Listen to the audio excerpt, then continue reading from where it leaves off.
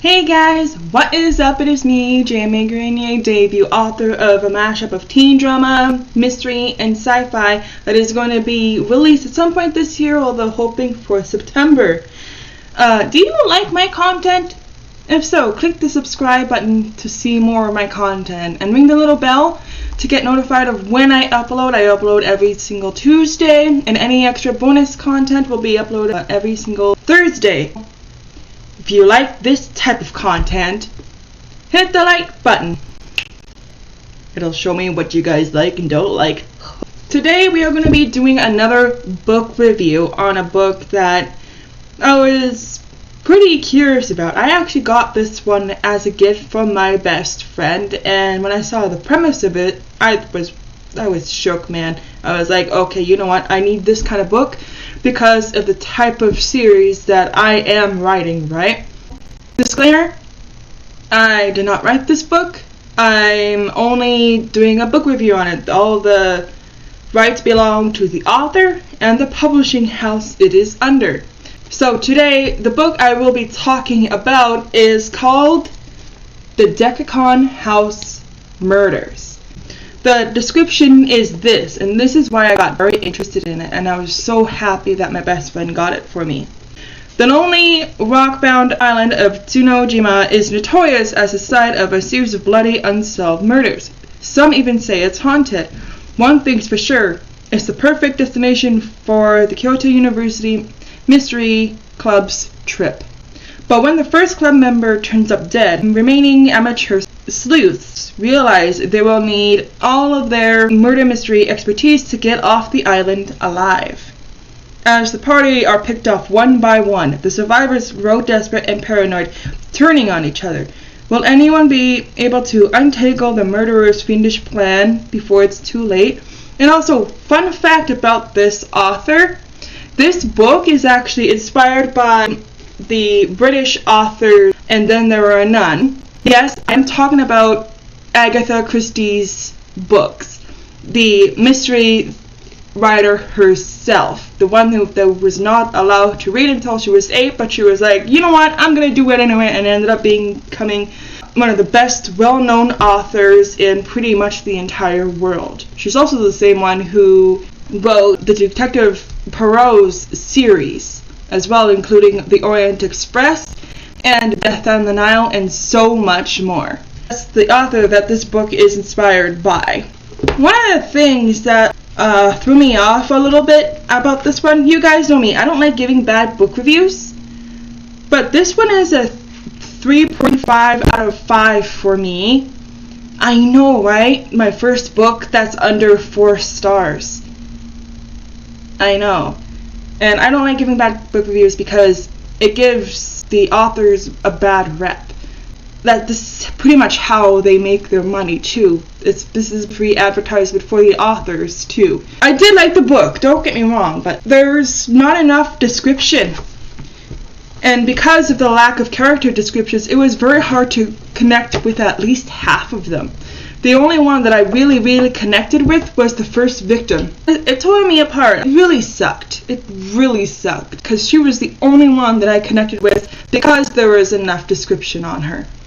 3 out of the characters were pretty flat-nosed.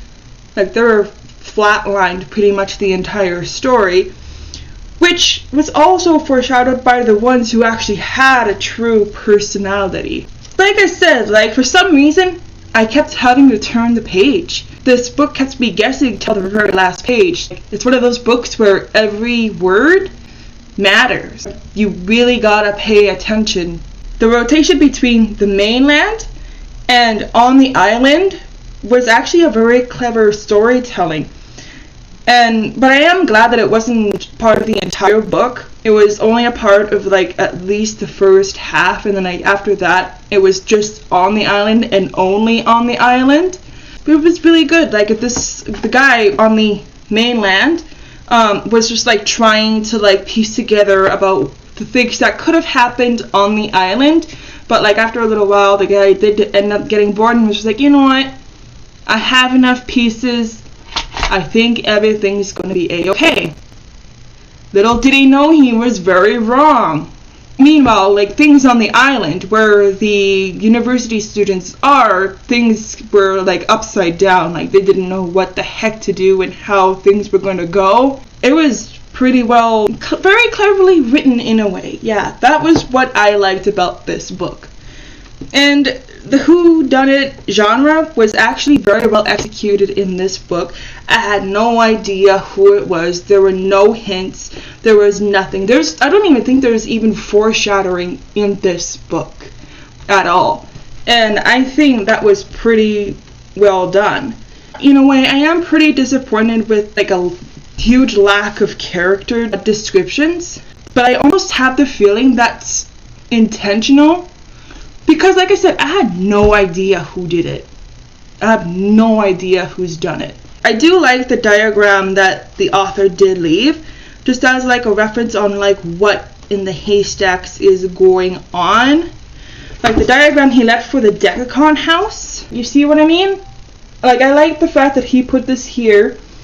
And like, do any of these guys' names look familiar?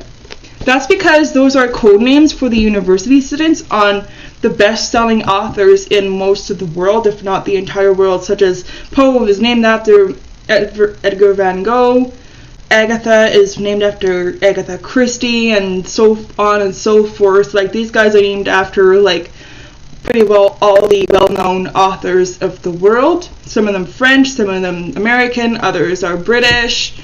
You know what I mean? Despite the lack of description, this book ain't that bad. But at the same time, because of the lack of description, I couldn't really connect well to the characters, and I had to make up a vision of what they looked like. Like I said, there was like 3 flat-nosed characters. One character that I really liked, his name was Ellery, but the flaw in his character is like he's so fixated on one thing, like his brain gets lost in the sauce. Meanwhile, all other characters like trying to figure out what the heck is going on in this place. And because of that, the killer, yeah, I decided not to say anything because I realized it's actually in a way a huge spoiler. And like there is also another character too. His name is Poe, and he had a really good personality. He was kind of like the gruff and tough of them, and he was really cool. His personality reminded me that of Jason Todd from the Batman series.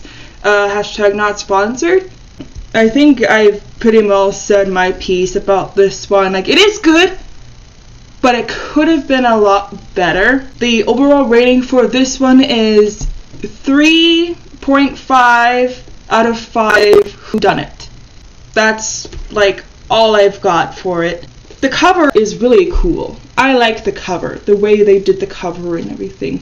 Sorry, I just gotta make sure it is in there. So yeah, that's all I got today for you guys. Don't forget to love your cat because your cat deserves love. Remember, that just because they're an animal don't mean they are actually an animal. Animals have feelings. Love you guys. Bye. Don't forget to like and subscribe and ring the little bell button if you have not already.